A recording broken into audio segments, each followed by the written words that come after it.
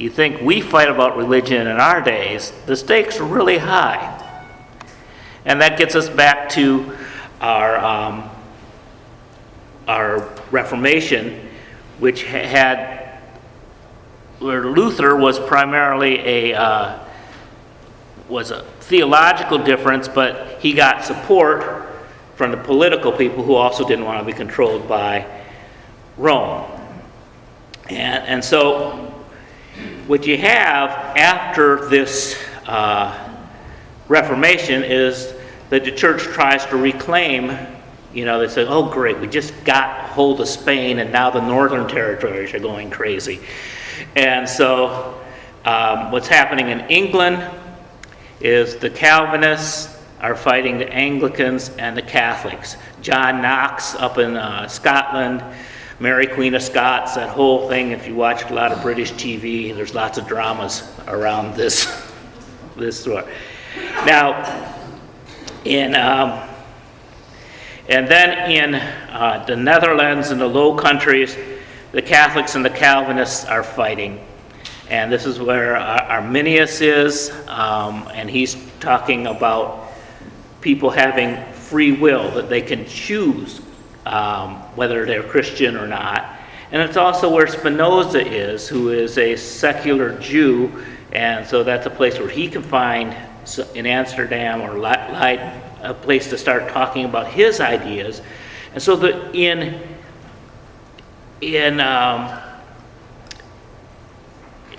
the Netherlands, that you have this kind of religious big debate going on. Now, the people we call pilgrims were separatists who went from Plymouth, and before they came to America, they went to Leiden. And then they were Calvinists, and they left partly because they didn't like the heresies that their children were learning. So they came to America to get their kids away from those heresies.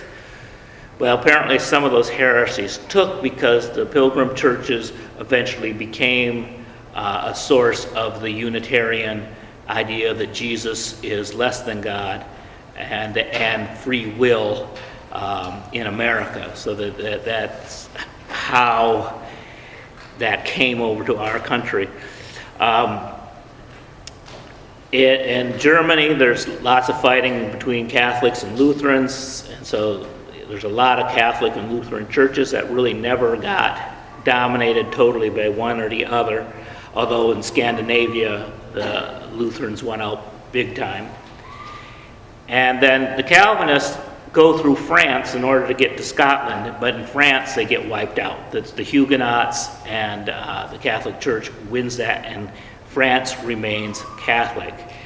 And then, of course, over in Spain, now that the Roman Church is in control there and the Arians are out of control, they say these Muslims and Jews need to be gotten rid of because they don't really believe that Jesus is equal to God.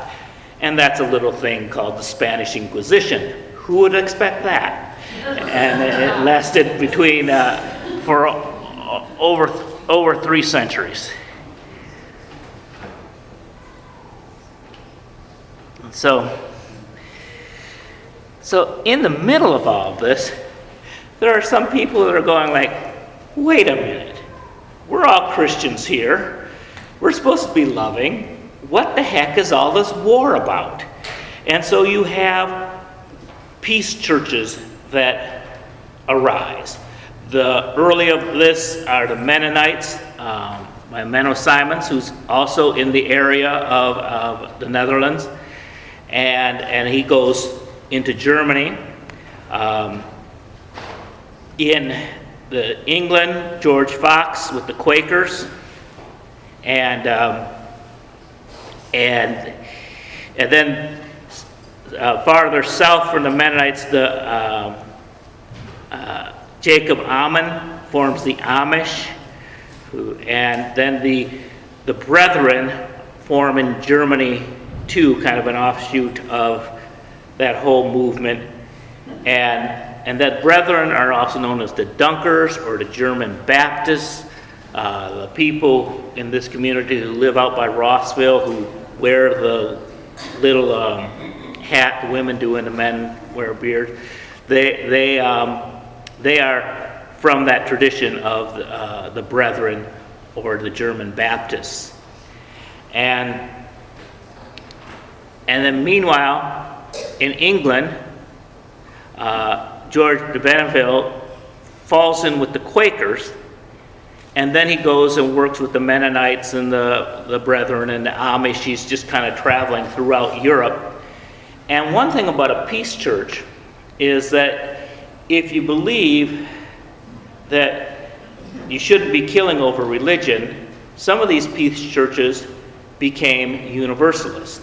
And so the roots of universalism, like if religion's not worth killing for, sometimes got rooted in the fact that that if God loves everybody, why should we kill anybody?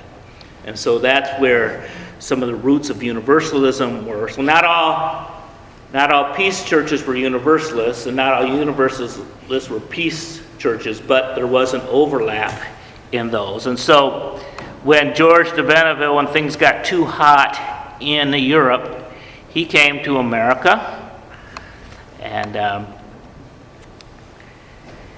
there's lots of fighting in America too. But what happened in America was before the Church of England split from the Catholic Church, Pope Nicholas said, Christians have permission to discover lands and conquer the people there and convert them to Christianity, or kill them if they don't agree. So this map kind of shows there was a line that went kind of like right here, a demarcation line, and Portugal got all the lands on that side of the line. And so they basically did Africa and the tip of Brazil. Spain went through the Caribbean and down the South American coast, and that was also Catholic. The French went through the interior of the Great Lakes region, and so this was like the French territory. That was also Catholic. And then the British went north and along the Atlantic coast. And you can see some of these settlement patterns today when you look at some of the different denominations that exist today, that they're very much tied to these wars in Europe.